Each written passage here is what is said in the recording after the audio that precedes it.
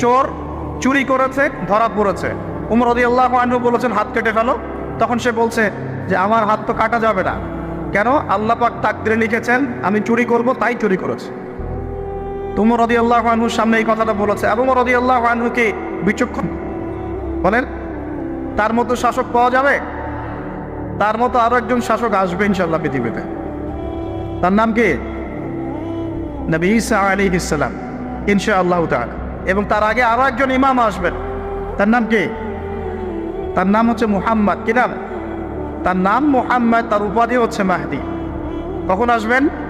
যখন পৃথিবীতে যুদ্ধ বিগ্রহ ছড়িয়ে পড়বে, ব্যাপক আকারে মালহামা চলবে, তখন আসবেন। কাদের পক্ষে আসবেন?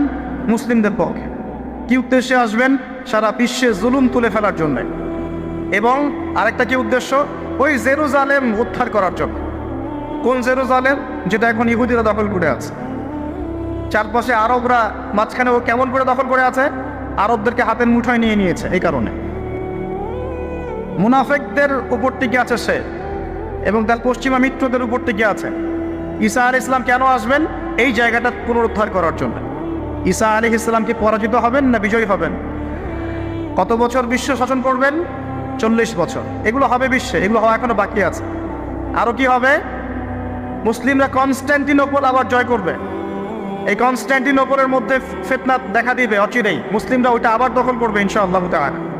আরো কি হবে? বললাম ভূমিকম্পের বছরগুলো আসবে সামনে, এবং মুতায়নুন শাদীদ, মহামারীও আসবে। আরো কি? বড় বড় 3টা ভূমিকম্প বাকি আছে এখনো।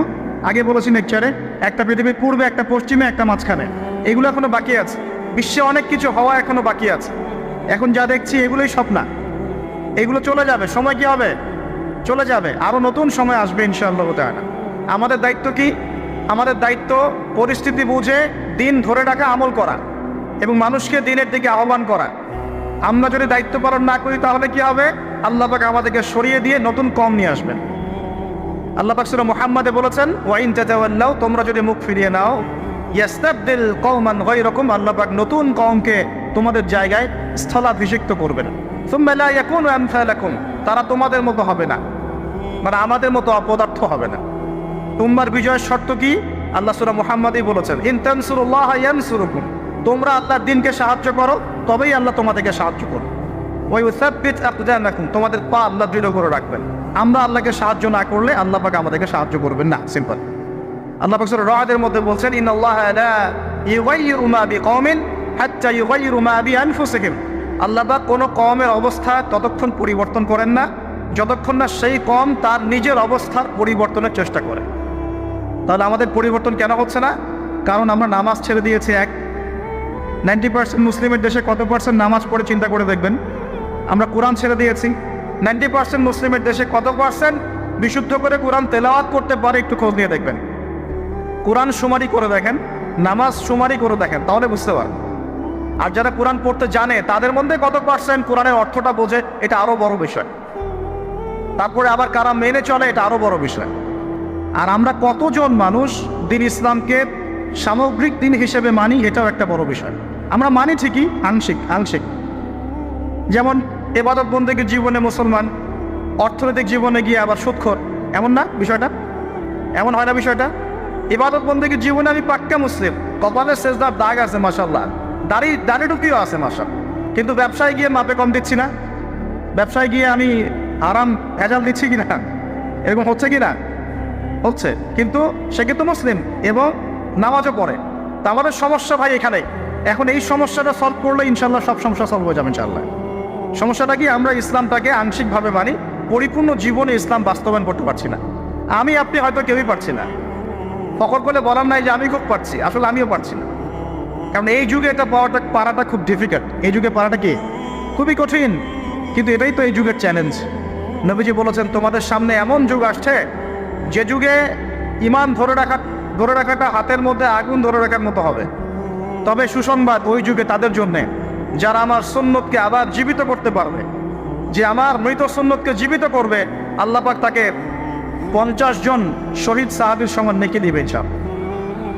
এটাই আমাদের কাজ। আল্লাহ পাক আমাদেরকে তৌফিক দান করুন। তার মানে তাকদীর লিখা হয়ে গেছে। এবার আল্লাহ রাব্বুল আলামিন কি করলেন? আল্লাহ পাক এই মহাবিশ্ব সৃষ্টি করলেন হুয়াল্লাযী খালাকাস সামাওয়াতি ওয়াল আরদ ফি সিত্তাতি আইয়াম। কয় দিনে? আল্লাহ পাক পুরো মহাবিশ্ব সৃষ্টি করলেন কয় দিনে?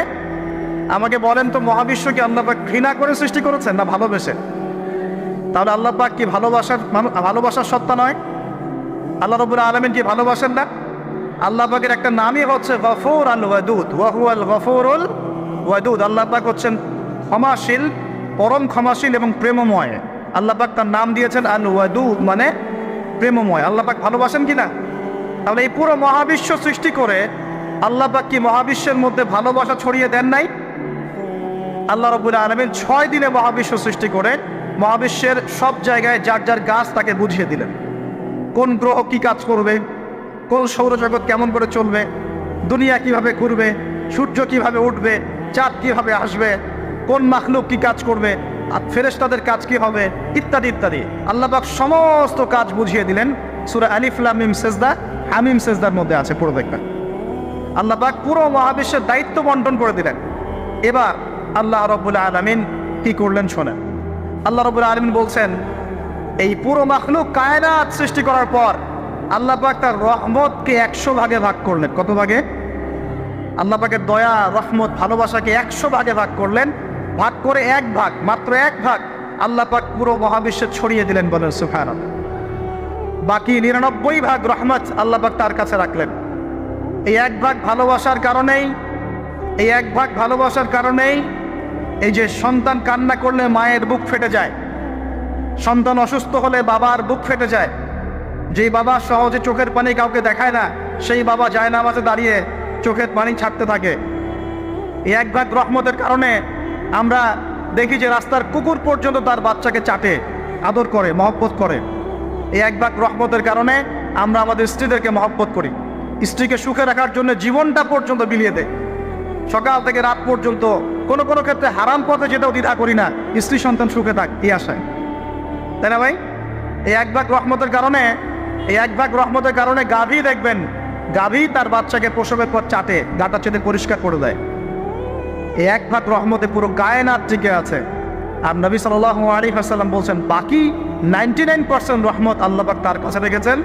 এই রহমত এবং ভালোবাসা দিয়ে আল্লাহ পাক কিয়ামতের মাঠে মানুষকে মাফ করবে ইনশাআল্লাহ। তার মানে বলেন আল্লাহু আকবার। তার মানে আমরা আশা করতে পারি ইনশাআল্লাহ তাআলা আমরা আল্লাহর জান্নাত পাবো ইনশাআল্লাহ। পাবো কিনা? শুধু একটা কাজ যদি উম্মত করতে পারে জান্নাত পাবে। বলে দেবো কোনটা?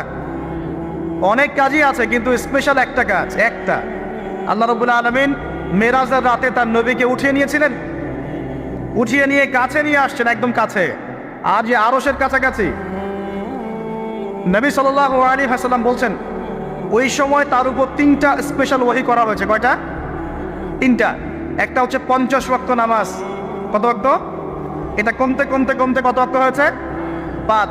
5কেও কমানোর জন্য কোন নবী বলছিলেন? মুসা আলাইহিস সালাম বলছেন 5ও পারবে না, কমায় নিয়ে আসেন। 5ও যে পারবে না, মুসা আলাইহিস সালাম কেমন করে জানলেন? তার উম্মত 2 ওয়াক্ত নামাজ পড়ে। কয় ওয়াক্ত নামাজ ফরজ ছিল? ওই 2 ওয়াক্ত তার আদায় করতে পারে নাই। এই অভিজ্ঞতা থেকে তিনি বলেছেন যে আপনার উম্মত 5 ওয়াক্ত পারবে না। সত্যি না মিথ্যা কথাটা? আসলেই কি উম্মত 5 ওয়াক্ত নামাজ পড়তে পারছে? আচ্ছা, যাই হোক, আল্লাহ পাক আমাদেরকে পড়ার তৌফিক দান করুন। দ্বিতীয় ওহী হচ্ছে সূরা বাকারার শেষের 3টা আয়াত। কয় আয়াত? সূরা বাকারার শেষের 3 আয়াত ওহী করেছেন কে? আল্লাহ রাব্বুল আলামিন। কোন ব্যক্তি যদি রাতের বেলা সূরা বাকারার শেষের 3টা আয়াত পড়ে সারা রাত ইবাদত করে নেকি পাবে ইনশাআল্লাহ। আর 3 নাম্বারটা হচ্ছে স্পেশাল, সেটা হচ্ছে আল্লাহ পাক বলেছেন, হে মুহাম্মদ সাল্লাল্লাহু আলাইহি ওয়াসাল্লাম, বলেন সাল্লাল্লাহু আলাইহি ওয়াসাল্লাম, তোমার উম্মতের কোনো ব্যক্তি যদি আসমান জমিনের সমান গোনা নিয়ে আমার সামনে দাঁড়ায়, আসমান জমিন সমান গোনা নিয়ে আমার সামনে দাঁড়ায়, কিন্তু আমার সাথে শিরকের পাপ নাই, আমার সাথে কোনো শিরকের পাপ করে নাই, ইনশাআল্লাহ আমি আল্লাহ তার সামনে আসমান জমিন সমান ক্ষমা নিয়ে হাজির হব ইনশাআল্লাহ। তার মানে আমরা যদি ইনশাআল্লাহ তাআলা শিরকের পাপ থেকে দূরে থাকতে পারি, ইনশাআল্লাহ আশা করা যায় আমরা আল্লাহর সন্তুষ্টি পাবো ইনশাআল্লাহ। এরপর আল্লাহ রাব্বুল আলামিন কি করলেন? আল্লাহ রাব্বুল আলামিন পুরো মহাবিশ্ব সৃষ্টি করে সব দায়িত্ব ভাগ করে দিলেন। ভাগ করে দেওয়ার পরে আল্লাহ পাক জান্নাত জাহান্নাম সৃষ্টি করেছেন কিনা? আচ্ছা, জান্নাত এবং জাহান্নাম কার কার জন্য সৃষ্টি করেছেন বলেন? জিন আর মানুষ। আচ্ছা, এখন জান্নাতের চেয়ে কি শান্তির কোনো জায়গা আছে? আচ্ছা, এই জান্নাত কার জন্য সৃষ্টি করেছেন? জিন আর মানুষ। আচ্ছা, তাহলে আল্লাহ পাক মানব জাতিকে ভালোবাসেন কিনা? ভালোবাসেন কিনা? আপনি যখন কাউকে ভালোবাসবেন তাকে সবচেয়ে সুন্দর গিফট দিতে চাইবেন কিনা? তার জন্য সবচেয়ে ভালোটা কিনতে চাইবেন কিনা? আল্লাহ পাক জান্নাত তৈরি করেছেন কাদের জন্য? আমাদের জন্য। তার মানে আল্লাহ পাক আমাদেরকে ভালোবাসেন কিনা? অবশ্যই বাসেন। আল্লাহ রাব্বুল আলামিন জাহান্নামও তো সৃষ্টি করেছেন। এখন যদি বলি যে তাহলে আল্লাহ পাক কি আমাদেরকে ভালোবাসেন না, জাহান্নামে কিভাবে দিবেন? উত্তরটা কি হবে তাহলে? উত্তর হচ্ছে এই যে যদি আল্লাহ না করুক কোনো ব্যক্তি জাহান্নামে যায়, তাহলে বুঝতে হবে সেই ব্যক্তি জাহান্নামে যাওয়ার যোগ্য ছিল বলেই জাহান্নামে গিয়েছে। কথা কি বুঝতে পারছেন? আর যদি কোনো ব্যক্তি জান্নাতে যায়, তাহলে বুঝতে হবে সেই ব্যক্তির উপর আল্লাহ পাক দয়া করেছেন বলেই সে জান্নাতে গিয়েছে। মানুষ তার আমল দিয়ে জান্নাতে যেতে পারবে না। মানুষ তার আমল দিয়ে জান্নাতে যেতে পারবে না, আল্লাহর দয়া অনুগ্রহ দিয়ে জান্নাতে যাবে ইনশাআল্লাহ। আল্লাহ পাক আমাদের সবাইকে সেই দয়া অর্জন করার তৌফিক দান করুন। সামনে রহমত পাওয়ার একটা সুবর্ণ সুযোগ আসছে, সেটা হলো রমজান মাস। কি মাস? রমজান মাস। আমরা দোয়া করি আল্লাহ পাক আমাদের সবাইকে সুস্থতার সাথে রমজানের সবগুলো রোজা রাখার তৌফিক দান করুন। নবীজি বলেছেন এই মাসে যে ইবাদত করে তার গুনাহ মাফ করাতে পারলো না, তার জন্য ধ্বংস। বলে নাউজুবিল্লাহ। আমরা তো রমজান আসার আগে দুনিয়াবি প্ল্যান করছি, রমজানে কিভাবে ব্যবসায় উন্নতি করব, রমজানে কিভাবে বেশি লাভ করব। হ্যাঁ, তো রমজান মাস হচ্ছে ইবাদতের মৌসুম। আল্লাহ পাক আমাদের সবাইকে রমজান মাসে 5 ওয়াক্ত নামাজ পড়ার তৌফিক দান করুন, কুরআন তেলাওয়াত করার তৌফিক দান করুন, কোরআন বুঝে পড়ার তৌফিক দান করুন, তারাবির নামাজ জামাতে পড়ার তৌফিক দান, এবং বেশি বেশি মানুষকে ইফতার করানোর তৌফিক দান করুন। যাদের যাকাত ফরজ হয়েছে, যাকাত দিচ্ছেন না, আল্লাহর ওয়াস্তে রমজান মাসে যাকাত দিয়ে দিবেন ইনশাআল্লাহ। আর আমি কিন্তু আগেই বলেছি রমজান মাসে ভাই দ্রব্যমূল্যের দাম কিন্তু খুব চড়া ওঠানামা করুন। অতএব যাদের সামর্থ্য কম তাদের ঘরে ইফতার পৌঁছে দেওয়ার দায়িত্ব কার? যা আমাদের। যাদের সামর্থ্য আছে তারা, যারা সামর্থ্যবান নয় তাদের ঘরে ঘরে মাসের বাজার পৌঁছে দেবেন ইনশাআল্লাহ। তার আল্লাহ পাক তৌফিক এনায়েত করুন বলি আমি। এবার দেখেন আল্লাহ পাক সৃষ্টি করলেন আদম আলাইহিস সালামকে। তাকে এর আগে আল্লাহ পাক জিন-জাতি সৃষ্টি করেছেন, আমি ওইদিকে যাচ্ছি না, আমি মানুষের কথা বলছি। আদম আলাইহিস সালামকে আল্লাহ পাক কেমন করে সৃষ্টি করেছেন? আল্লাহ পাক সূরা সাদের মধ্যে বলেছেন যে খলাকতু বিয়াদাই, খলাকতু বিয়াদাই, আমি আদমকে আমার হাত দিয়ে সৃষ্টি করেছি। কি দিয়ে? হাত দিয়ে। এটা কি ভালোবাসার বহিঃপ্রকাশ নয়? আল্লাহ পাক কি আমাদেরকে ভালোবাসেন না? ভালোবাসেন। আচ্ছা, এই দুনিয়াতে যত কিছু আছে, এই দুনিয়ার আকাশ বাতাস নদী নালা পানি অক্সিজেন সবকিছু কার জন্য সৃষ্টি করা হয়েছে? গরু ছাগলদের জন্য, মানুষের জন্য। মূল দায়িত্ব কার? মূল অধিকার কার? মানুষের নয় কি? তাহলে এই পুরো বিষয়গুলো কি আল্লাহ পাকের ভালোবাসার বহিঃপ্রকাশ নয়? হ্যাঁ। আচ্ছা, এবার আসেন, আল্লাহ পাক আদম আলাইহিস সালামকে সৃষ্টি করে সমস্ত নাম শিক্ষা দিয়েছেন। এই যে নাম শিখানো মানে জ্ঞান শিখানো, এই জ্ঞান শিখানোটা কি আল্লাহর দয়া ভালোবাসা নিদর্শন নয়? একটু ধরাই দিচ্ছি আপনাদেরকে। এবার সামনে আসেন, আল্লাহ পাক ফেরেশতাদের সামনে তাকে উপস্থাপন করলেন, করে বললেন সব ফেরেশতা তোমরা যারা আছো সেজদা করো আদমকে। এই যে আমাদের পিতাকে সম্মানিত করা হচ্ছে, এটা কি ভালোবাসার বহিঃপ্রকাশ নয়?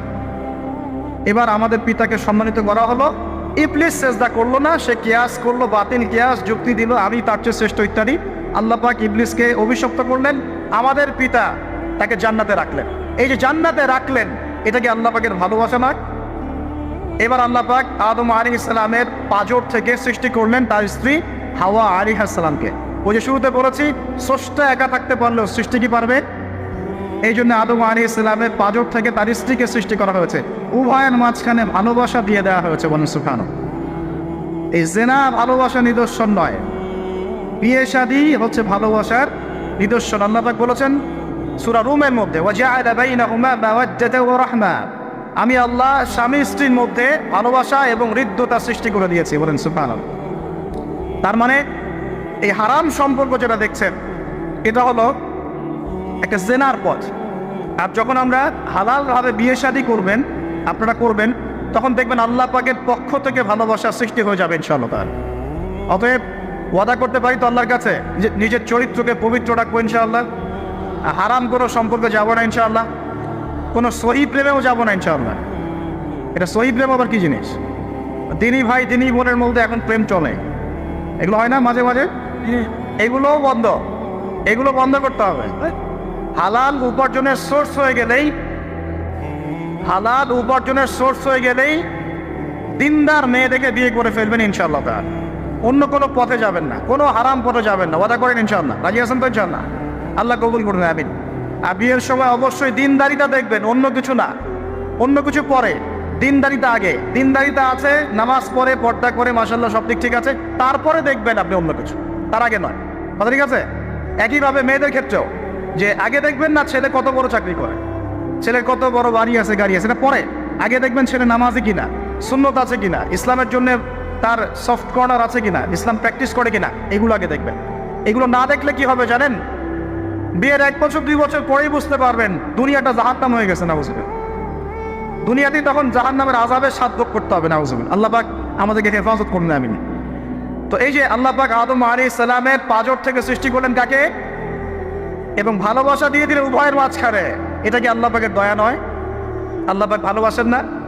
এবার দেখেন, গাছের কাছে যেতে নিষেধ করলেন। আমি কিন্তু শর্ট করে বলছি, গাছের কাছে যেতে নিষেধ করলেন, তোমরা জান্নাতে থাকো, খাও, যা ইচ্ছা করো, কিন্তু ওয়ালা তাকরাবা হাদিহি শাজারা, এই গাছের কাছেও যাবে না। একটা পরীক্ষা, জাস্ট একটা পরীক্ষা। এখানে কিন্তু বলা হচ্ছে গাছের কাছেও যাবে না, বলা হচ্ছে না যে গাছের ফল খাবে না। ঠিক যেমন আল্লাহ বলেছেন তোমরা জেনার কাছেও যাবে না।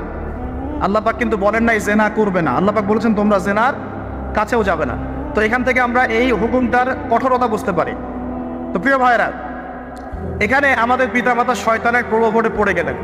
কেন পড়লেন? শয়তান ওয়াসওয়াসা দিল যে আমি কি তোমাদেরকে এমন গাছের কথা বলে দিব যে গাছের কাছে গেলে বা যার ফল খেলে তোমরা চিরস্থায়ী জীবন পাবে এবং তোমরা ফেরেশতা হয়ে যাবে, এরকম কথা বল, এবং তোমরা কোনোদিন মরবে না। হাল আদুল্লুকা আলা শাজারাতিল খুলদি ওয়া মুলকিন লা ইয়াবলা, এই দুটো ওয়াসওয়াসা, চিরস্থায়িত্বের ওয়াসওয়াসা এবং অমরত্বের ওয়াসওয়াসা দিয়ে আমাদের পিতামাতাকে নিয়ে গেল। এখন আমাদের পিতামাতা কি ফল খেয়েছিলেন কি খান নাই?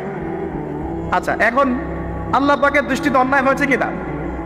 এরপরে আমাদের পিতামাতা কি করলেন? বললেন রব্বানা যালামনা আনফুসানা ওয়া ইল্লাম তাগফির লানা ওয়া তারহামনা লানাকুনান্না মিনাল খাসিরিন। এই যে দোয়াটা তারা করলেন, এই দোয়াটা করার পরে আল্লাহ পাক কি তাদেরকে মাফ করে দিয়েছেন কি দেন নাই? বলেন, কথা বলেন। আল্লাহ পাক মাফ করে দিয়েছেন কি দেন নাই? এই যে অন্যায় করার পরেও আল্লাহ যে ক্ষমা করে দেন, মানে গুনাহ করার পরেও যে আদম সন্তানকে আল্লাহ পাক মাফ করে দেন, এটা কি আল্লাহ পাকের রহমত, দয়া কি নয়? আচ্ছা, এটা আল্লাহ পাকের নিদর্শন ছিল ভালোবাসা। এরপর আল্লাহ পাক দুনিয়াতে পাঠিয়ে দিলেন, কারণ এটা পরীক্ষা। দুনিয়াটা পরীক্ষার জায়গা, পরীক্ষা দিচ্ছি আমরা এখানে। এখন পরীক্ষার ক্ষেত্রে কি আল্লাহ পাক আমাদেরকে একা ছেড়ে দিয়েছেন? আল্লাহ পাক কি আমাদেরকে একা ছেড়ে দিয়েছেন? না। আল্লাহ পাক দুনিয়াতে পাঠিয়ে আমাদেরকে গাইডলাইন দিয়েছেন কিনা, কিভাবে চলতে হবে, কি করা যাবে, কি করা যাবে না, কিভাবে চলবো, কিভাবে চলবো না। আল্লাহ পাক কি ওহী নাজিল করেছেন কিনা? এই ওহী নাজিল করাটা কি আল্লাহ পাকের রহমত কিনা, আল্লাহ পাকের দয়া কিনা, ভালোবাসা কিনা? আল্লাহ পাক কি একা ছেড়ে দিয়েছেন না নবী রসুল পাঠিয়েছেন? এই যে নবী রসুলদেরকে পাঠিয়েছেন, এই নবী রসুলগণ কি আল্লাহর পক্ষ থেকে রহমত কিনা? বলেন। না হলে আমরা কি করতাম? দুনিয়াতে কেমন করে চলতাম, কিভাবে পথ খুঁজে পাইতাম, কেমন করে ইবাদত করতাম, আমরা কি জানতে পারতাম? আল্লাহ পাক রহম করে, ভালোবেসে, দয়া করে নবী রসুল পাঠিয়েছেন, আসমানি কিতাব পাঠিয়েছেন। বলেন সুবহানাল্লাহ। এখন এই নবীদের সিলসিলায় আল্লাহ পাক যে সর্বশেষ নবী মুহাম্মদ সাল্লাল্লাহু আলাইহি ওয়াসাল্লামকে পাঠিয়েছেন, এইটা দয়া কিনা? এটা আল্লাহ পাকের দয়া নয়? আল্লাহ পাকের রহমত নয়? আল্লাহ পাক কি বলেন নাই যে তিনি হচ্ছেন রাহমাতুল লিল আলামিন, তিনি পুরো বিশ্ব জগতের রহমত নয় কি? আচ্ছা, এখন আমাদেরকে যে আল্লাহ পাক নবী মুহাম্মদ সাল্লাল্লাহু আলাইহি ওয়াসাল্লামের উম্মত বানালেন, এটা কি আরো বড় রহমত কিনা? বলেন তো। জান্নাতে যাবে 120 কাতার মানুষ। কত কাতার? 120 কাতার মানুষ ইন টোটাল জান্নাতে যাবে। তার মধ্যে উম্মতে মুহাম্মাদের কত কাতার জানেন? 80 কাতার। কত কাতার? বলেন সুবহানাল্লাহ। তাহলে এটা কি আল্লাহ পাকের দয়া নয়? আল্লাহ আমাদেরকে ভালোবাসেন না?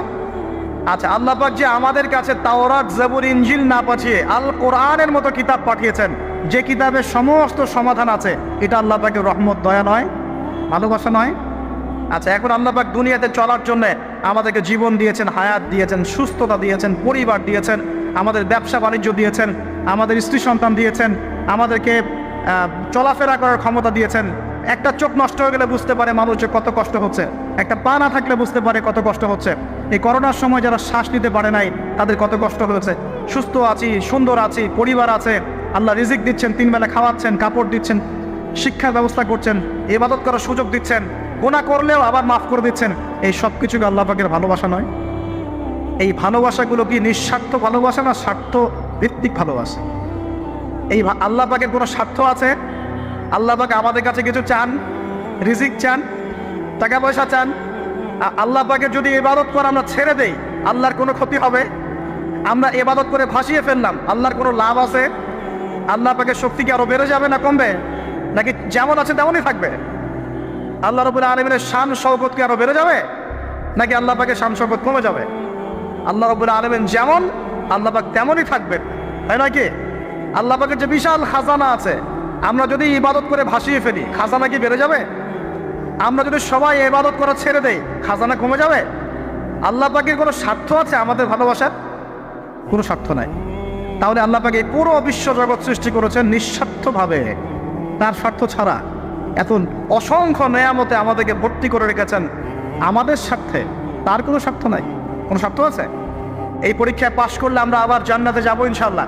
ওই জান্নাতে যাওয়ার পরে কি আমাদের স্বার্থ থাকবে না আল্লাহ পাকের স্বার্থ থাকবে? সুবহানাল্লাহ। এই এতটুকু যদি বুঝতে পারি, আল্লাহ পাক একমাত্র সত্তা যিনি আমাদেরকে প্রকৃত অর্থে ভালোবাসেন।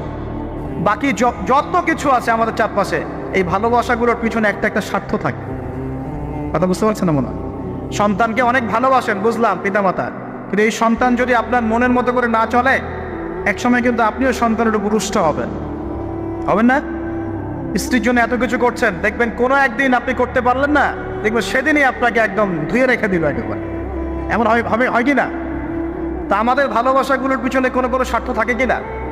আর এই যে জেনা চলছে, এই জেনার মধ্যে মূল স্বার্থটা কি? যৌনতা। মূল স্বার্থ কি? ছেলেও চায় মেয়েকে ভোগ করতে, মেয়েও চায় ছেলেকে ভোগ করতে, এবং বলে না না এটা পবিত্র ভালোবাসা, আমরা বিয়ে করার জন্যই জেনা করেছি, নাউজুবিল্লাহ, তাই না? বলে না, আমরা তো বিয়ে করবো, সমস্যা কি? তো ফ্রি মিক্সিং করলে কি সমস্যা? তাহলে বিয়ে যদি করবা, তাহলে মেলামেশা বিয়ের পরেই করো, ব্যাস, নিঃস্বার্থ প্রমাণ হবে। বিয়ে যদি করার উদ্দেশ্য থাকে, তাহলে বিয়ের আগে আর দেখা সাক্ষাৎ করো না, কথাবার্তা বলো না, একবার বিয়ে করো তারপরে করো, তখন দেখবেন না না এটাতে রাজি না। তারপরে স্বার্থ এখানে আছে। তারা নিঃস্বার্থভাবে কি আমাদেরকে ভালোবাসে। অতএব প্রিয় ভাইয়েরা এবং বোনেরা যারা শুনছেন লেকচার, নিঃস্বার্থভাবে যে সত্তা আমাদেরকে ভালোবাসেন, সেই সত্তাকে ভালোবাসতে শিখুন। আল্লাহ পাক তৌফিক দান। এখন আল্লাহ পাক আমাদেরকে কিছু কিছু ক্ষেত্রে ভালোবাসতে বলেছেন, যেমন আল্লাহ পাক তার দ্বীনকে ভালোবাসতে বলেছেন, আল্লাহ পাক তার নবীকে ভালোবাসতে বলেছেন, আল্লাহ পাক আমাদের পিতামাতাকে ভালোবাসতে বলেছেন, আল্লাহ পাক আত্মীয়তার সম্পর্ক রক্ষা করতে বলেছেন, আল্লাহ পাক রক্তের সম্পর্ক বজায় রাখতে বলেছেন, আল্লাহ পাক স্ত্রী সন্তানকেও ভালোবাসতে বলেছেন। আল্লাহ পাক কিন্তু তার রাস্তায় জানমাল ব্যয় করে আল্লাহর পথে দাওয়াত এবং জিহাদ করতে বলেছেন। এখন এগুলো আল্লাহ বলেছেন বলে আমরা করব, আল্লাহ পাক ভালোবাসতে বলেছেন বলে আমি ভালোবাসবো, কিন্তু উদ্দেশ্য হবে আল্লাহর সন্তুষ্টি অর্জন করা। আমি কেন আমার মাকে ভালোবাসি? বিকজ আমার মায়ের পায়ের নিচে আমার জান্নাত, আল্লাহ ভালোবাসতে বলেছেন তাই বাসি। আমি কেন বাবাকে ভালোবাসি? আল্লাহ ভালোবাসতে বলেছেন তাই ভালোবাসি। আমি কেন আমার স্ত্রীকে ভালোবাসবো? কারণ আল্লাহ পাক ভালোবাসতে বলেছেন তাই বাসবো। আমি কেন আমার সন্তানকে ভালোবাসবো? আল্লাহ পাক বলেছেন নেককার সন্তান আমার জন্য ওসিলা হবে, এজন্য ভালোবাসবো। আল্লাহ পাক আমাকে বলেছেন নবীকে ভালোবাসতে, আমি নবীকে ভালোবাসবো। আল্লাহ পাক যে বিষয়গুলোকে ভালোবাসতে বলেছেন আমরা অবশ্যই ভালোবাসবো ইনশাআল্লাহ। কিন্তু আল্লাহ পাক কি আমাকে হারাম এই 14ই ফেব্রুয়ারির এই ভ্যালেন্টাইন্স ডেকে ভালোবাসতে বলেছেন? আল্লাহ পাক ইহুদি খ্রিস্টানদের সংস্কৃতিকে ভালোবাসতে বলেছেন? আল্লাহ পাক জেনা করতে বলেছেন? এই ফ্রি মিক্সিং করতে বলেছেন? আল্লাহ পাক পতিতালয় রাত কাটাতে বলেছে? গার্লফ্রেন্ডকে ফুল দিতে বলেছে? আল্লাহ রাব্বুল আলামিন কি বলেছে বিয়ের আগে শারীরিক সম্পর্ক করো? আল্লাহ পাক বলেছে যে আজকে সকালে সম্পর্ক করো, কালকে ব্রেকআপ, তারপর আরেকটা মেয়ের সাথে, তারপর আরেকটা ছেলের সাথে? আল্লাহ পাক ফোনে এসব প্রেম করতে বলেছে? আল্লাহ পাক এগুলো হারাম করেছেন, বাস আমি করবো না, সিম্পল। নিজের প্রবৃত্তি অনেক কিছু চাইবে, নিজের প্রবৃত্তিকে আল্লাহর সামনে আত্মসমর্পণ করার নাম হচ্ছে ইসলাম। মন যাচাই তা করা যাবে না। কেন? কারণ আমি কারাগারের জীবনে বসে আছি, কারাগারের মধ্যে মন যাচাই তাই করা যাবে না। এই কাজগুলো কখন করব? আমি বিয়ে শাদী করার পরে করব। বিয়ে শাদী করবেন, আপনি স্ত্রীকে নিয়ে ঘোরেন, স্ত্রীকে নিয়ে আল্লাহর সৃষ্টি দেখেন, স্ত্রীকে নিয়ে আপনি বাইকে ঘোরেন, রিক্সায় ঘোরেন, চটপটি খান, ফুচকা খান, আইসক্রিম খান, কোনো সমস্যা নাই। এবার তো যুবকরা বলবো যে ভাই বিয়ে শাদী তো দেয় না, কি করব? আমি পরামর্শ দিচ্ছি বড় ভাই হিসেবে, প্রথমে হালাল রিজিকের সোর্স করতে হবে। রিজিকের সোর্স না করে বিয়ে করা যাবে না, আত্মসম্মান থাকবে না। তাহলে পুরুষ মানুষের আত্মসম্মান তখন চলে যায় যখন হাত পাততে হয়, তখন যখন আপনি রিজিকের সোর্স তৈরি করেছেন, আপনি স্বাবলম্বী, আপনি মাশাআল্লাহ মাসে 10-20-30 হাজার টাকা আর্ন করেন বা 1 লাখ 2 লাখ টাকা আর্ন করেন, আলহামদুলিল্লাহ, কারো কাছে হাত পাততে হয় না, সবাই দেখবেন আপনাকে সম্মান দিবে। যখন আপনার অন্যের কাছে হাত পাততে হবে তখন দেখবেন স্ত্রীও সম্মান করছে না। তো এই জন্য ডিগনিটি আগে, ডিগনিটি ফার্স্ট। আপনার ডিগনিটি অর্জন করতে হলে একটা হালাল উপার্জনের সোর্স লাগবে, এক। তারপরে পিতামাতাকে বোঝানোর চেষ্টা করবেন। যদি কাউকে পছন্দ করেও থাকেন না দেখেই বা শুনে যে হ্যাঁ ওখানে একজন দিনদার মেয়ে ইত্যাদি, তাহলে পারিবারিকভাবে বিয়ের প্রস্তাব পাঠাবেন, নিজে পণ্ডিতি করতে যাবেন না, পারিবারিকভাবে পাঠাবেন। যদি রাজি হয় আলহামদুলিল্লাহ, রাজি না হলে কি নিজে নিয়ে পালাই যাবেন? এই কাজ করতে যাবেন না। ইস্তেখারা করবেন। কি করবেন? ইস্তেখারা। 2 রাকাত নফল নামাজ পড়ে আল্লাহর কাছে দোয়া করবেন। হিসনুল মুসলিম বইটা কিনবেন, ওখানে দেখবেন ইস্তেখারার দোয়া আছে। ইস্তেখারা মানে হচ্ছে আল্লাহর সাথে পরামর্শ করা। আল্লাহ, আমি এই কাজটা করতে যাচ্ছি, যদি কাজটা আমার জন্য ভালো হয়, আমার দুনিয়া আখিরাতের জন্য ভালো হয়, আল্লাহ কাজটাকে তুমি সহজ করে দাও, আল্লাহ কাজটার মধ্যে বরকত দান করে দাও। আর যদি এই কাজটা দুনিয়া আখিরাতের জন্য খারাপ হয়, আল্লাহ তুমি কাজটাকে সরায় দাও, আমাকেও কাজটা থেকে সরায় দাও। এটা হচ্ছে ইস্তেখারা। এই দোয়া বেশি বেশি করলে ইনশাআল্লাহ আল্লাহর পক্ষ থেকেই ফয়সালা হবে। আর এই জায়গায় বেশি ব্যতিব্যস্ত হবেন না। অনেক সময় কিন্তু ফ্যান্টাসিতে ভুগি আমরা, অস্থির হয়ে যাই। অস্থির হলেই ডিসিশন নিতে ভুল হবে, অস্থির হলেই ডিসিশন নিতে ভুল হবে। স্থির থাকতে হবে। নিজেকে স্থির রাখার জন্য কি করবেন? বেশি বেশি নফল রোজা রাখবেন। বেশি বেশি কি করবেন? নফল রোজা রাখবেন। আর ভালো কাজে ব্যস্ত রাখবেন নিজেকে। ভালো কাজে কি করবেন? ব্যস্ত রাখবেন। একা একা থাকলে আর এই যে খারাপ সার্কেলের মধ্যে থাকলেই মাথার মধ্যে শয়তান ভর করবে, তখন দেখবেন অস্থির হয়ে গেছেন আপনি। আর স্থির হওয়ার চেষ্টা করেন, ভালো কাজে ব্যস্ত রাখেন, হালাল পথ অবলম্বন করে হারাম থেকে বেঁচে থাকেন। এখন যে জায়গায় আসছিলাম, এখান থেকে আস্তে আস্তে শেষের দিকে যাবো। দেখুন, আল্লাহ পাক যে বিষয়গুলোকে ভালোবাসতে বলেছেন, আমি ভালোবাসব, এই ভালোবাসা জায়েজ, হালাল। এই ভালোবাসার উদ্দেশ্য আল্লাহর সন্তুষ্টি অর্জন করা। এই ভালোবাসার উদ্দেশ্য এই নয় যে আমি যাকে ভালোবাসি তার কাছে আমি কিছু প্রত্যাশা করছি। না, আমি কিছু প্রত্যাশা করছি না, আমি প্রত্যাশা করছি আল্লাহর সন্তুষ্টি। তখন দেখবেন সে আপনাকে কষ্ট দিলেও আপনি সবর করতে পারবেন। কেন সবর করতে পারবেন? কারণ আপনি তো আল্লাহর সন্তুষ্টির জন্য তাকে ভালোবাসেন, আপনার তো কোনো স্বার্থ নাই। এখন আপনি দেখবেন রিল্যাক্স থাকতে পারবেন, সম্পর্ক টিকেও থাকবে, এবং আপনি ক্ষমা করতে পারবেন মানুষকে। যখন নিজের চাওয়াটাকে আপনি ইনফোর্স করতে চাইবেন, তখন কিন্তু আপনি এই সম্পর্ক নষ্ট করে ফেলতে পারেন, কারণ আপনি হক পাচ্ছেন না। সামনে আসেন। এবার আমরা কি ওয়াদা করতে পারি যুবক ভাইরা, ইনশাআল্লাহ তাআলা আমরা হারাম পথে যাবো না, হালাল পথে থাকবো। পশ্চিমাদের এই মদতপুষ্ট এই সোকন ভালোবাসা দিবসের এই স্রোতে আমরা গা ভাসাবো না। আমরা কি ওয়াদা করতে পারি? আমরা কি ওয়াদা করতে পারি যে ইনশাআল্লাহ আমরা হালালভাবে বিয়ে শাদী করবো, কোনো হারামে যাবো না ইনশাআল্লাহ? এই সমাজ থেকে জেনা বন্ধ করতে হবে, এই সমাজ থেকে ফ্রি মিক্সিং বন্ধ করতে হবে, এই সমাজ থেকে সমস্ত পতিতালয়কে বন্ধ করতে হবে। বন্ধ করে আমরা সামাজিক উদ্যোগ নিয়ে, প্রয়োজনে আমাদের পলিটিক্যাল পাওয়ারকে কাজে লাগিয়ে সমস্ত পতিতালয়গুলো বন্ধ করে ওই মেয়েদের রিজিকের জন্যে আমরা বিকল্প ব্যবস্থা করবো। ইচ্ছা আমরা টাকা পয়সা একত্রিত করে তাদের জন্য কর্মসংস্থান করতে পারি না? এইগুলো কাজ করে নারীর অধিকার প্রতিষ্ঠা করা যায় না? নাকি রাস্তাঘাটে গেলে স্লোগান দিয়ে প্রতিষ্ঠা করা যাবে? সমস্ত যে নোংরা জায়গাগুলো আছে এগুলো বন্ধ করে ওই মেয়েরা কিন্তু কারো মা, ওরা দেখবেন কারো বোন, কারো স্ত্রী বা কারো সহধর্মিনী, কিছু একটা হবেন। তারাও কিন্তু মানুষ, হয়তো অন্ধকার জগতে হারিয়ে গেছে, দালালের খপ্পরে পড়েছে বা পেটের দায় পরে কাজ করছে। যদি আমরা তাদের জন্য বিকল্প ব্যবস্থা করে দিতে পারি, আল্লাহ পাক আমাদেরকে তৌফিক দান করুন, তাদের জন্য কর্মসংস্থানের ব্যবস্থা করতে পারি, একটা মেয়েও এই হারাম পথে যাবে না ইনশাআল্লাহ। আমরা কি এভাবে নারীর অধিকার প্রতিষ্ঠা করতে পারি না? আমরা কি এতিম মেয়েদের দায়িত্ব নিয়ে করতে পারি না? আমরা কি সমাজের বিধবা মেয়েদেরকে বিয়ে করতে পারি না? তালাকপ্রাপ্ত মেয়েদের দায়িত্ব নিতে পারি না?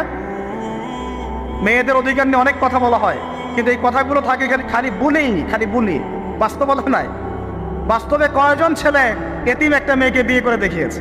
আমরা বুঝতে পারলাম যে আল্লাহ পাক পুরো সৃষ্টি জগৎকে ভালোবাসেন। আল্লাহ পাক আমাকে ভালোবাসেন, আপনাকে ভালোবাসেন বলেই আজকে আপনি এখানে বসে আছেন। আল্লাহ পাক আপনাকে ভালোবাসেন বলেই লক্ষ লক্ষ কোটি কোটি মানুষ এখন জেনা করছে, আজকের দিনে আপনি ওয়াজ মাহফিলে বসে আছেন। আল্লাহ পাক আপনাকে ভালোবাসেন বলেই আপনি আল্লাহকে সিজদা দেওয়ার তৌফিক পেয়েছেন। আপনি লা ইলাহা ইল্লাল্লাহ কালিমা শিখেছেন, আপনি এই যে কোরআন পড়তে শিখেছেন, কোরআন পড়ছেন, হাদিস পড়ছেন, নবীর দ্বীনের প্রতি মহব্বত আছে, আল্লাহ আপনাকে ভালোবাসেন বলেই হচ্ছে। কখন বুঝবেন আল্লাহ আপনাকে ভালোবাসে? যখন আল্লাহ পাকের অনুমোদিত কাজগুলো আপনার ভালো লাগবে। নামাজ পড়তে ভালো লাগছে, রোজা রাখতে ভালো লাগছে, কোরআন তেলাওয়াত করতে ভালো লাগছে, আল্লাহর জিকির করতে ভালো লাগছে, আলেম ওলামার সাথে থাকতে ভালো লাগছে, ঠিক আছে? আল্লাহর হালাল কাজগুলো যখন ভালো লাগবে বেশি বেশি, বুঝবেন আল্লাহ আপনাকে নির্ঘাত মহব্বত করে। আর যখন আল্লাহ পাকে নিষেধগুলো, হারাম, মদ আমার ভালো লাগে না, জেনা ভালো লাগে না, আমার খারাপ জিনিস দেখতে ভালো লাগে না, খারাপ শুনতে ভালো লাগে না, বুঝবেন আল্লাহ আপনাকে ভালোবাসেন। আর যখন দেখবেন খারাপের পিছনে আপনার ঝোঁক বেশি, দুর্নীতি করতে ভালো লাগে, সুদ খাইতে ভালো লাগে, ঘুষ খাইতে ভালো লাগে, কাউকে ঠকাইলে মনে আমি স্মার্ট হয়ে গেলাম, হ্যাঁ, মানুষের টাকা আত্মসাৎ করতে ভালো লাগে, নামাজ না পড়ে ঘুম দিতে ভালো লাগে, ঠিক আছে, রমজান মাসে বিড়ি টানতে ভালো লাগে, ঠিক আছে, মেয়ের সাথে যে টাঙ্কি মারতে ভালো লাগে, তখন বুঝবেন যে আল্লাহ আপনাকে এখনো ভালোবাসেন, বা আপনি আল্লাহর ভালোবাসা পাওয়ার যোগ্যতা হারিয়ে ফেলেছেন। আল্লাহ পাক আমাদেরকে বোঝার তৌফিক দান করুন। এখন আসি, আল্লাহ পাক এবং তার রাসূল আমাদেরকে এমন কি কি কাজ বলেছেন যেই কাজগুলো করলে আমরা সরাসরি আল্লাহর ভালোবাসা পাবো ইনশাআল্লাহ। জানার দরকার আছে কি নাই? আমি অল্প কয়েকটা কাজ বলে শেষ করছি। এক নাম্বার, আল্লাহ এবং তার রাসূল আমাদেরকে জানিয়েছেন আমরা যদি তাওহীদের উপর থাকতে পারি, একত্ববাদ, লা ইলাহা ইল্লাল্লাহ, আল্লাহর ভালোবাসা পাবো ইনশাআল্লাহ। যে ব্যক্তি শিরকের পাপে লিপ্ত আছে সে আল্লাহর ভালোবাসা পাবে না, যতক্ষণ না সে তওবা করে ফিরে আসছে। অতএব আল্লাহর ভালোবাসা পাওয়ার জন্য এক নম্বর কাজ কি ভাই? আল্লাহর তাওহীদের কালিমা লা ইলাহা ইল্লাল্লাহ এর উপর থাকা, শিরক বাদ দেওয়া। শিরক সম্পর্কে জানার জন্য একটা বই পড়েন, কিতাবুত তাওহীদ। কি নাম বললাম? কিতাবুত তাওহীদ। একটাই পড়েন, দেখবেন ইনশাআল্লাহ শিরক কাকে বলে, কত প্রকার, কি কোন কোন কাজ করলে শিরক হয় সব জানতে পারবেন ইনশাআল্লাহ। এই বইটা একটু কঠিন, এই বইটার ব্যাখ্যা বের হয়েছে, ব্যাখ্যা যুক্ত বই কিনবেন এবং যেগুলো বুঝবেন না ওলামায়ে কেরামকে জিজ্ঞাসা করবেন, কারণ সবগুলো কিন্তু বুঝতে পারবেন। এক নাম্বার। দুই, নবী সাল্লাল্লাহু আলাইহি ওয়াসাল্লামের অনুসরণ করলে আল্লাহ আমাদেরকে ভালোবাসবেন। দলিল, আল্লাহ পাক সূরা আলে ইমরানের মধ্যে বলছেন 31 নম্বর আয়াতে আল্লাহ বলছেন, কুল, হে নবী আপনি বলে দিন, ইন কুনতুম তুহিব্বুনাল্লাহ, তোমরা যদি, হে আদম সন্তান, হে উম্মতে মুহাম্মাদী, তোমরা যদি আল্লাহর ভালোবাসা পেতে চাও, ফাত্তাবিউনি, তোমরা আমাকে অনুসরণ করো। কাকে? আমাকে বলতে কাকে? রাসূলুল্লাহ সাল্লাল্লাহু আলাইহি ওয়াসাল্লামকে। তাহলে কি হবে? ইউহিব্বুকুমুল্লাহ, আল্লাহ পাকও তোমাদেরকে ভালোবাসবেন। বলে সুবহান, আল্লাহ আমাকে ভালোবাসবেন ইনশাআল্লাহ। আর কি? ইয়াগফির লাকুম যুনুবাকুম, আল্লাহ পাক তোমাদের সমস্ত গুনাহ মাফ করে দিবেন। আল্লাহু গফুরুর রহিম, আল্লাহ পাক পরম করুণাময়, অসীম দয়ালু। তার মানে আল্লাহকে পাওয়ার, আল্লাহর ভালোবাসা পাওয়ার দুই নাম্বার কি মাধ্যম? নবী সাল্লাল্লাহু আলাইহি ওয়াসাল্লামের সুন্নত অনুযায়ী জীবন গড়া। ভাই শুরু করবো কোত্থেকে? শুরু করবেন চেহারা থেকে। কোত্থেকে? চেহারায় দাড়ি ছেড়ে দিব ইনশাআল্লাহ, রাজি আছি তো? গফ ছোট করে ফেলবো ইনশাআল্লাহ, রাজি আছি তো ইনশাআল্লাহ? চেহারায় সেজদার দাগ থাকবে ইনশাআল্লাহ, তার মানে নামাজি হতে হবে, ঠিক আছে? পোশাক পরিচ্ছেদ হবে রাসূলুল্লাহ সাল্লাল্লাহু আলাইহি ওয়াসাল্লামের মতো, ঢিলে ঢালা মুত্তাকিদের পোশাক। চুল হবে কার মতো? মেসি নেইমারের মতো নাকি রাসূলুল্লাহ সাল্লাল্লাহু আলাইহি ওয়াসাল্লামের মতো? এখনকার ছেলে পেলে মাঝখানে চুল রাখে, ডান দিক বাম দিক ছিলে ফেলে। এই সুন্নত কোথায় পেয়েছো তোমরা? এগুলো ত্যাগ করতে হবে। মনে রাখবেন, একটা সুন্নত, নবীর একটা সুন্নতকে যদি ভালোবেসে কি আমল করে, ইনশাআল্লাহ নবীর সুপারিশ পাবে। ওর একটা সম্পাদক ছিল, তার নাম হচ্ছে শফিক রহমান। কি রহমান? অনলাইনে ঘাটেন, দেখেন পাবেন। লন্ডনে থাকতো, ওখানে পড়াশোনা করছে, ওখানকার কৃষ্টি কালচার শিখে এসে 1993 সালে প্রথম বাংলাদেশের মাটিতে এইভাবে ঢাকঢোল পিটায় এই বিশ্ব ভালোবাসা দিবস চালু করা হলো, যার মধ্য দিয়ে এই কাজগুলো এখন হচ্ছে। কত সালে? 1993। এই যে ইয়াং জেনারেশন কেউই জানে না, এগুলা ছুটতেছে, একটার পিছনে ছুটতেছে। আমাদের ইয়াংদের মূল প্রবলেম এটা, একটা সামনে কিছু দেখলে দৌড় দেওয়া শুরু করে। আর দাঁড়াও রে ভাই, দেখো এটা কার, কোত্থেকে আসছে, এর সাথে আমাদের কোনো সম্পর্ক আছে কিনা, এটা আমাদের সংস্কৃতি কিনা, এটা করলে আল্লাহ আবার আমাকে ধরবে কিনা, রাসূল আবার আমার উপর রাগ হবে কিনা কিয়ামতের মাঠে, আমার আমল নামে আবার গুনাহ জমাবে কিনা, এগুলোর হিসাব আমি কেমন করে দিব, এই চিন্তা করতে হবে না? তুমি তো ভাই মুসলিম পরিবারের যুবক, মুসলিম পরিবারের যুবতী, তোমাদের তারা তো আশা করা যায় না। অন্যরা করে করুক, সেটা না হয় আলাদা বিষয়, আমরা ওগুলো দেখতেও চাই না কে কি করে। 1993-তে এটা বাংলাদেশে আসে, আবার বাংলাদেশে আবার ডাবল জাহেলিয়াত আসছে। কিরকম? যেটা আবার অন্য কান্ট্রিতে আসে নাই। বাংলাদেশে এই দিনে আবার আরও একটা দিবস একসাথে, ওটার নাম পহেলা ফাল্গুন। কি নাম বলেন? এই দুইটা মিলে এখন উদযাপন হবে কালকে থেকে। তো এই উদযাপন করতে আপনাদের সাগর পারে সব ভিড় জমায় ফেলছে, হোটেল সব বুক, 3 গুণ 4 গুণ ভাড়া। মাশাল্লাহ, আপনারাও তো যারা হোটেল মালিক আছেন এই সুযোগ লুফে নিচ্ছেন। হ্যাঁ, ব্যবসা বেশি হবে, তারপরে খাওয়া দাওয়ার হোটেলের প্রাইস বেশি হবে। শোনেন, একটা হারামকে কেন্দ্র করে যা কিছু অর্জন করবেন সব হারাম। একটা হারামকে কেন্দ্র করে যা কিছু অর্জন করবেন আপনি সবই হারাম। বরং এখন আপনার বলা উচিত ছিল ইমানদার হলে, আমার হোটেল আজকে বন্ধ, আমি এই দিবসগুলোকে ভাড়া দিই না। সাগরের সামনে তারা এগুলো করতেছে, সাগরের এক একটা ঢেউ এটা সাক্ষী থাকতেছে। এই সাগরের এক একটা ঢেউ, যে ঢেউ আল্লাহর হুকুমে আসে, আল্লাহর হুকুমে চলে।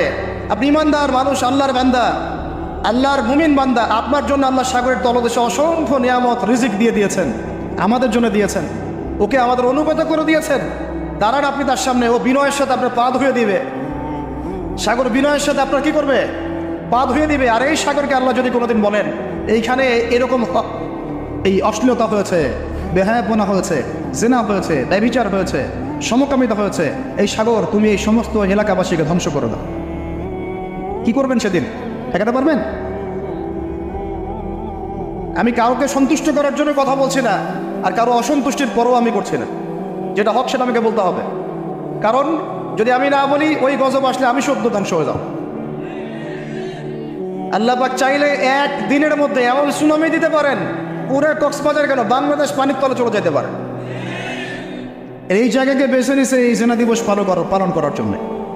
চিন্তা করেন কার ক্যারেক্টার, কার আদর্শ এটা ফলো করতেছে।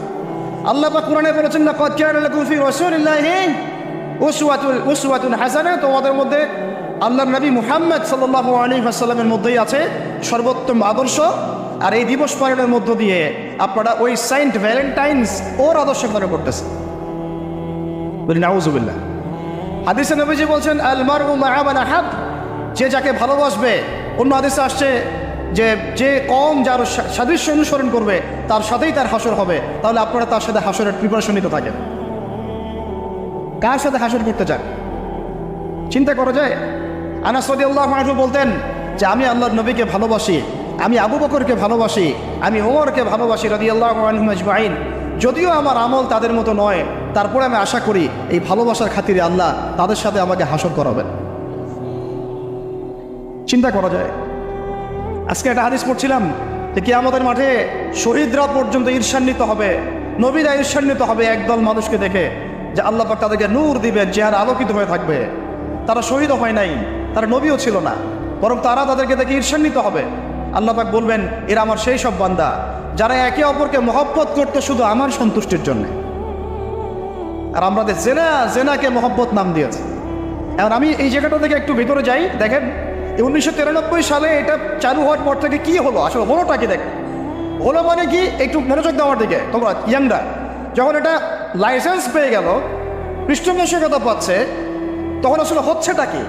একটা জিনিস লাইসেন্স ছিল না, পৃষ্ঠপোষকতা ছিল না, মানুষ অল্প কিছু মানুষ করতো, সেটা আলাদা বিষয়।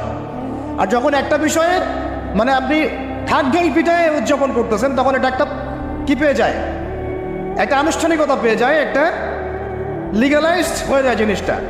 মনে হয় যে ওটাই মনে হয় করণীয়, ওটা যারা করছে না ওরাই মনে হয় ব্যাকডেটেড, এমন হয়ে যায় বিষয়টা। হলো কি তারপরে হলো ছেলে মেয়েদের ফ্রি একটা মিক্সিং শুরু হয়ে গেল। ছেলে মেয়ে মানে আল্লাহ পাক যে বলেছেন যে তোমরা দৃষ্টি নিচু করো, এটা যে কোরআনে আছে যে একটা গায়রে মাহরামের দিকে চোখ পড়লে যদি খারাপ চিন্তা চলে আসে চোখটা কি করো, নিচু করো, ছেলে হোক মেয়ে হোক। এই আয়াত কোরআনেই পড়ে থাকলো। চক্ষু নিচু করে তো দূরের কথা, চোখের চোখ রেখে এখন কিস করতেছে মনে করেন, বিষয়টা তাই না? কথা কি বুঝতে পারেন? আল্লাহ পাক কোরআনে বলছেন, আমি শর্ট করে বলতেছি যেটা আপনাদের টাইমটাও মানে একটা ফ্যাক্ট, আপনারা বাসায় গিয়ে পড়ে দেখবেন। আল্লাহ পাক কোরআনে বলেছেন, ওয়ালা তাকরাবা হাযিহিশ শাজারা। একটু বোঝার চেষ্টা করেন এই কথাটা। আল্লাহ পাক বলেছেন আমাদের পিতা এবং মাতাকে, আদম আলাইহিস সালাম এবং হাওয়া আলাইহিস সালামকে, দেখো তোমরা জান্নাতের সব জায়গায় ঘোরো, খাও, কোনো সমস্যা নাই। ওয়ালা তাকরাবা হাযিহিশ শাজারা, এই গাছে উঠবা না, কথাটা এমন না। এই গাছের পাতা ধরবা না, কথাটা এমন না। এই গাছের ফল টান দিও না, কথাটা এমন না। এই গাছের ছায়ায় বসিও না, কথাটা এমন না। আল্লাহ পাক বলছে ওয়ালা তাকরাবা, এই গাছের কাছেও আরো জোরে বলেন, এই গাছের কাছেও যেও না।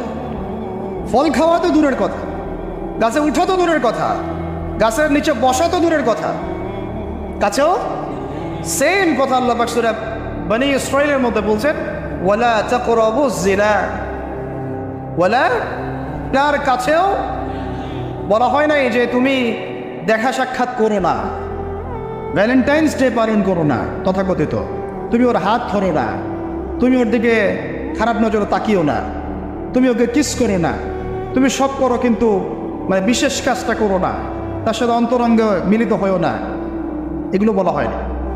কি বলা হচ্ছে? ওর কাছেও। আর আমরা এখন কাছে কাছে যেও না আল্লাহ কোরআনে বলেছেন, আর সমাজ বলতেছে এটাই হলো কাছে আসার গল্প। এটা কি কাছে আসার? তাহলে কোরআন একদিকে যাচ্ছে, সুন্নাহ একদিকে যাচ্ছে, আপনার ইসলাম একদিকে যাচ্ছে, আল্লাহ একদিকে, রাসূল একদিকে, সমাজ। তাহলে নিঃসন্দেহে এই সমাজের উপর আল্লাহর বরকত নাজিল হবে, আল্লাহর রহমত আসবে। এটা বোঝার চেষ্টা করেন। এরপরে কি হলো? 93 পর থেকে ফ্রি মিক্সিং বেড়ে গেল। এখন দিবস পালন, আপনি তো পরিবারের পিতামাতাও মেনে নিচ্ছে যে আরে এটা তো ছেলেমেয়েরা এখন পড়েই, হিংসা কি। ফ্রি মিক্সিং বেড়ে গেল, ফ্রি মিক্সিং বাড়া মানেই জেনা বাড়া, এখন অবৈধ সম্পর্ক বেড়ে গেল। কেউ এটাকে জেনা মনেই করবে না। 500 টাকা 1000 টাকা দিয়ে জেনা করা যায় এক রাতের জন্য। জেনা হয়ে গেল সহজ, একদম সহজ। যেই জেনার কারণে সমাজে এমন মহামারী নেমে আসে, এমন রোগ নেমে আসে যেটা আগে কখনো ছিল না। করোনা তো কিছুই না, দেখেন সামনে আরো কি আসতেছে।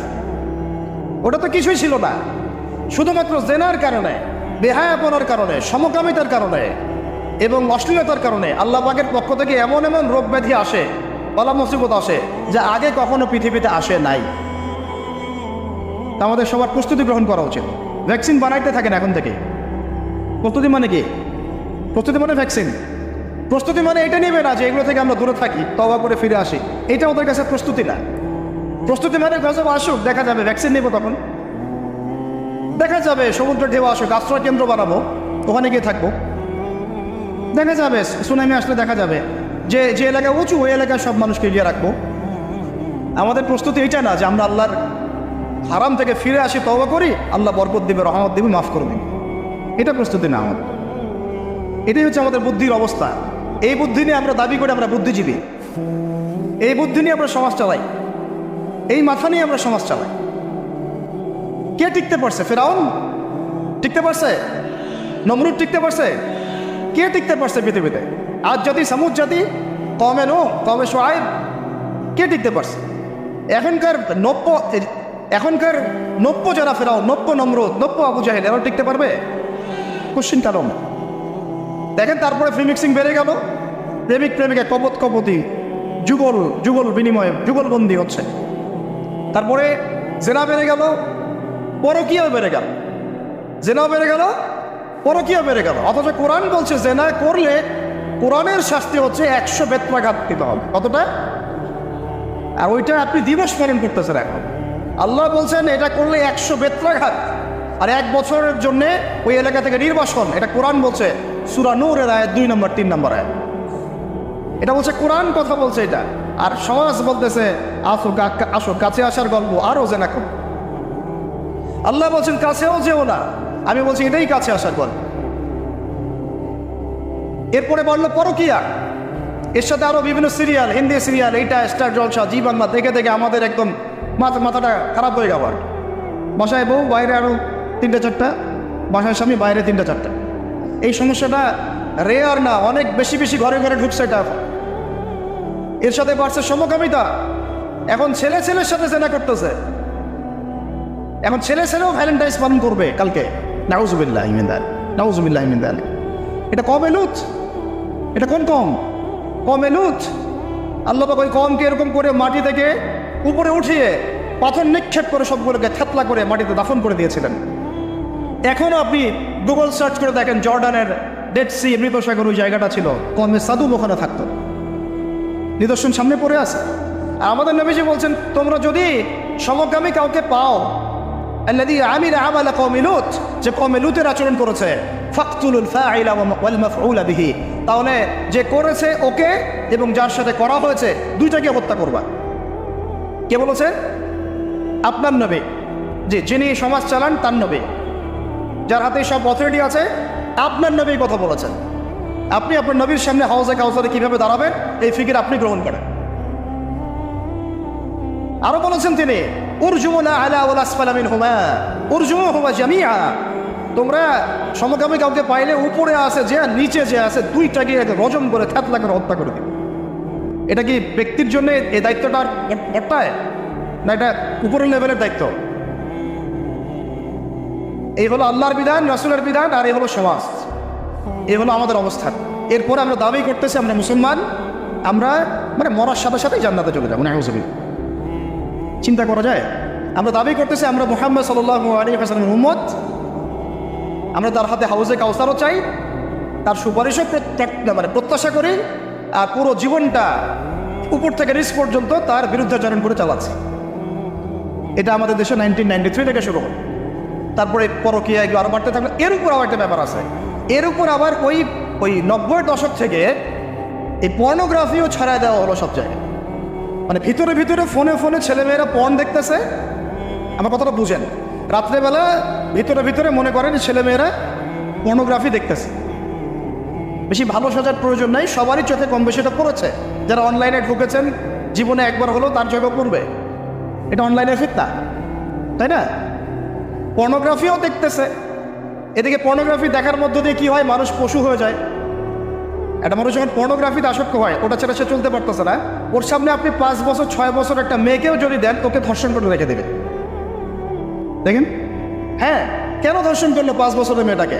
এটা কি সম্ভব? 5 বছর একটা মেয়ের সাথে কি মানে সেক্সুয়াল কোনো সম্পর্ক সম্ভব? কিভাবে করতে পারলো? বিকজ পর্ন দেখে দেখে ওটা মাথাটা নষ্ট হয়ে গেছে। পর্ন যেটা করেছে, পর্নোগ্রাফি আর এই জেনাগুলো যেটা করেছে, সত্যিকারের ভালোবাসার সংজ্ঞাটাই পরিবর্তন করে দিয়েছে। সত্যিকারের ভালোবাসা মানে হচ্ছে দায়িত্ব, রেসপন্সিবিলিটি, বিশ্বাস, ভালোবাসার মানুষ ভালো থাকে এটা চাওয়া, তার উপর আমার জিম্মেদারি আছে তাকে ভালো রাখা। ভালোবাসা মানে কি? স্বার্থ ত্যাগ করে তার স্বার্থ দেখা, তাই না? সম্মান, ভালোবাসার ডেফিনেশন কি? ভালোবাসা মানে কি? আমি আমার ওয়াইফকে ভালোবাসি, তার মানে কি আমি তার ইজ্জতের জিম্মাদার, তার দিকে চোখ তুলে কেউ খারাপ চোখে তাকাতে পারবে না। ভালোবাসি আমি তাকে, সে আমার, আমি তাকে অন্যের সামনে শো করতে পারবো না, সে আমার। ভালোবাসা মানে